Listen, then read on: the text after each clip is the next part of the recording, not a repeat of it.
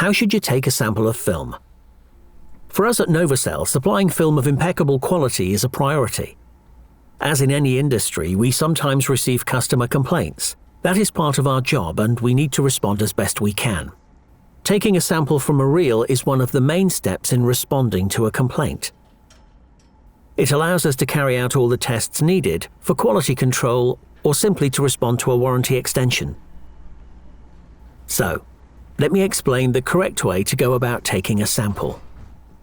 All you will need for the job is a box cutter, a metal rule, and an indelible felt tip pen.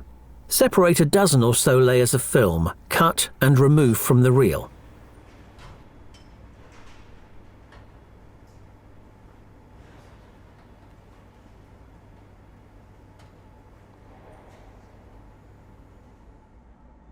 Then cut out cleanly an A4 format section. This is an ideal size for a general inspection. Mark the reel references and the unwinding direction on each sample. If you see quality differences across the reel, you will need to take several samples at different locations, noting their roll position, left, center, or right. Send the samples together in a package without folding or rolling them. You will have understood that taking samples is easy, but does demand care.